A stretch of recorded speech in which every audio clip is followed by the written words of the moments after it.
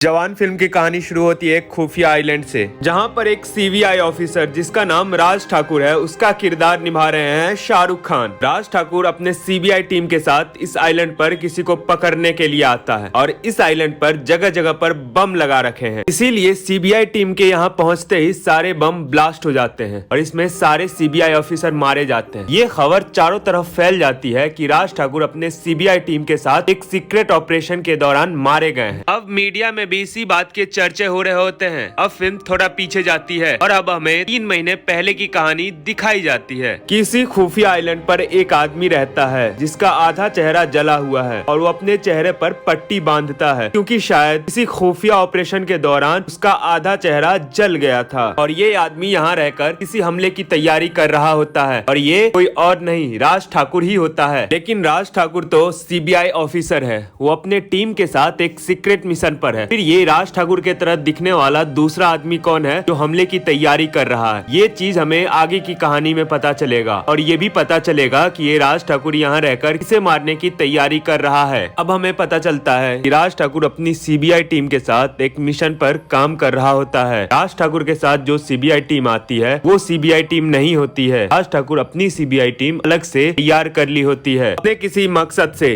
राज ठाकुर एक बड़े आदमी से बदला लेना चाहता है जो आदमी मुंबई में बैठा होता है और राज ठाकुर भी अब अपनी टीम के साथ मुंबई पहुंच जाता है और मुंबई में बैठे बड़े बिजनेसमैन और माफिया मैं शंकर से बदला लेना चाहता है। इसीलिए राज ठाकुर अपने टीम के साथ एक बहुत बड़ा प्लान बनाता है। फिल्म में विजय सेतुपति शंकर का रोल निभा रहे हैं। राज ठाकुर को पता चलता है कि शंकर अपनी फैमिली के साथ मॉल जाने वाला है, तो राज ठाकुर अपनी टीम के साथ शंकर को मारने का ब्लूप्रिंट तैयार करता है जिसमें वो बीच रास्ते में ही शंकर को मारने का प्लान बनाता है। अगले दिन जब शंकर अपनी फैमिली के साथ गाड़ी में बैठकर मॉल जा रहा होता है, राज ठाकुर उसकी गाड़ी पर हमला करवा देता है। लेकिन राज ठाकुर को बाद में पता चलता है कि उसमें तो शंकर है ही नहीं, इसमें शंकर की पत्नी अनु बैठी है। तब तक पुलिस चारों तरफ से राज ठाकुर को घेर लेता है और राज ठाकुर अनु के सर पर बंदूक रखकर बच निकलता है। फिल्म में अनु का रोल सानिया मल्होत्रा निभा रही है। राज ठाकुर गाड़ी में शंकर को न पाकर उसकी पत्नी को ही पकड़ कर ले जाता है और पुलिस राज ठाकुर का पीछा कर रही होती है। लेकिन पुलिस की नजरों से बचकर राज ठाकुर उस आइलैंड पर उसकी पत्नी को लेकर पहुंच जाता है। राज ठाकुर के चेहरे पर पट्टी बंधी होती है, फिर भी एक पुलिस ऑफिसर समर उसके आधे चेहरे को देखकर पहचान जाता है ये राज ठाकुर ही था। लेकिन सभी सोच रहे होते हैं कि राज ठाकुर तो सीक्रेट मिशन पर बम ब्लास्ट होने की वजह से मारा जा चुका है, फिर ये राज ठाकुर के तरह दिखने वाला आदमी है कौन? और राज ठाकुर की टीम भी उस बम ब्लास्ट में मारी जा चुकी होती है, फिर ये अकेला आदमी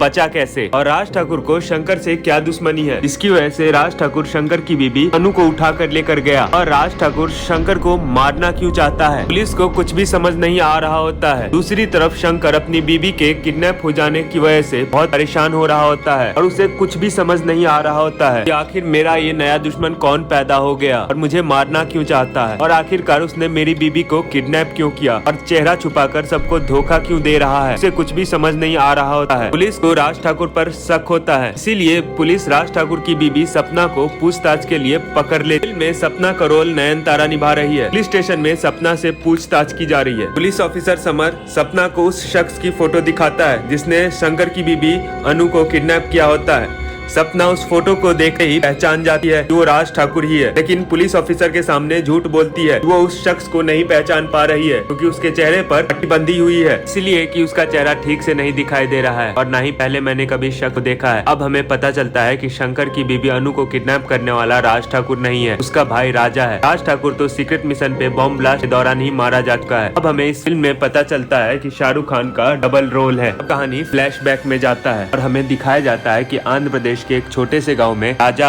और राजा नाम के दो जुड़वा भाई रह रहे होते हैं। दोनों ही बड़े समझदार होते हैं और आपस में बहुत ही घुल मिल कर रहते हैं। दोनों एक दूसरे से बहुत प्यार कर रहे होते हैं और दोनों का बचपन से सपना होता है कि वो आर्मी ज्वाइन करे और दोनों कड़ी मेहनत के बाद आर्मी ज्वाइन करते हैं और उनकी ट्रेनिंग शुरू होती है। ट्रेनिंग के दौरान वो अपने बटालियन में दोनों ही फर्स्ट आते हैं। आज उनकी ट्रेनिंग का आखिरी दिन होता है और अगले दिन वो आर्मी जवान बनने ही वाले होते हैं। तभी राजा को पता चलता है माफिया डॉन शंकर उनके ट्रेनिंग कैंप के पास ही बॉर्डर पर ड्रग्स का लेन एक्सप्लेन करने वाला है। वो अपने ऑफिसर को बिना बताए ही अकेले ही निकल जाते हैं। शंकर ये सब दूर से ही देख रहा होता है और उस पर हमला कर देता है। राजा अकेले ही शंकर के सारे आदमी को धूल चटा देते हैं। शंकर ये सब देखकर पुलिस के हाथों उसका माल न लग जाए, इसीलिए बॉर्डर के बगल में ही अपने माल को छुपा देता है। राजा शंकर को माल छुपाता हुआ देख लेता है और उसके सारे माल को निकाल कर आग लगा देता है। राजा अब अपने ट्रेनिंग कैंप में वापस आता है। आने के बाद वो अपनी सारी बातें ऑफिसर को बताता है। राजा को लगता है कि ऑफिसर उसे बहुत खुश होंगे, लेकिन सारे ऑफिसर उसे बहुत नाराज होते हैं और वो बताते हैं कि उसने आर्मी के रूल को तोड़ा है और उसे भर्ती करने से मना कर देते हैं। वहीं दूसरी तरफ राजा का दूसरा भाई राज एक आर्मी जवान बन जाता है और राजा को उसे घर भेज दिया जाता है। अब राजा रात में अपने माता पिता के साथ सो रहा होता है। इधर शंकर को पता चल चुका था कि राजा ने ही उसके ड्रग्स को जलाया था, तो राजा से बदला लेने के लिए शंकर राजा के घर पहुंच जाता है और उसके घर पर आग लगा देता है। इस आग में उसके माता पिता जलकर मर जाते हैं और राजा का आधा चेहरा जल जाता है और राजा किसी तरह बच जाता है। तब ये खबर राजा के भाई राज को पता चलता है तो वो सोचता है घर में आग लगना और उसके माता पिता भाई की मौत सिर्फ एक हादसा है। और कुछ सालों बाद राज को पता चल जाता है उसका भाई राजा जिंदा है और राजा की सारी कहानी का पता चल जाता है और ये भी पता चल जाता है कि उसका भाई राज आज भी जिंदा है और अपनी माता पिता के मौत का बदला लेने के लिए शंकर को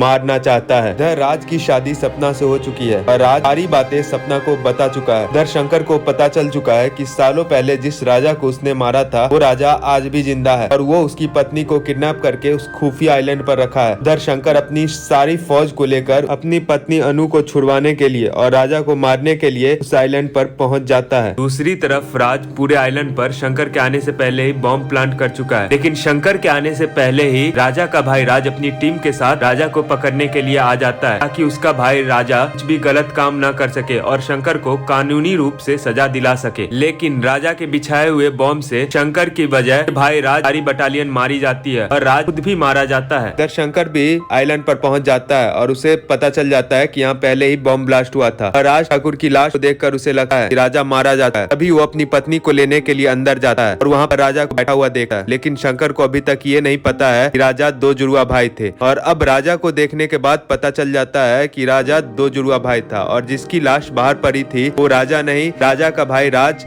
सीबीआई ऑफिसर है। इधर राजा शंकर के सारे आदमियों को मार देता है और अब राजा और शंकर में बहुत खतरनाक लड़ाई होती है। दूसरी तरफ पुलिस को पता चल चुका है माफिया डॉन शंकर और राजा उसी आइलैंड पर है। इधर पुलिस अपनी सारी फौज को लेकर उस आइलैंड पर पहुंच जाती है। इधर राजा शंकर के सारे आदमियों को मार चुका होता है और जैसे ही शंकर को मारने वाला होता है कि पुलिस अपने सारे बटालियन को लेकर आइलैंड पर पहुंच जाती है और एक ऑफिसर माइक में बोलता है कि राजा और शंकर अपने आप को पुलिस के हवाले कर दो, नहीं तो हम तुम पर फायर शुरू कर देंगे। तब तक राजा शंकर को गोली मार देता है और बाहर अकेले ही आता है और अब राजा अपने आप को पुलिस के हवाले कर देता है और राजा को कोर्ट में पेश किया जाता है और राजा पर 10 साल की सजा होती है और फिल्म यहीं पे खत्म हो जाती है। इसी तरह रिलीज फिल्म की कहानी सुनने के लिए हमारे चैनल को सब्सक्राइब करें और दोस्तों के साथ शेयर जरूर करें।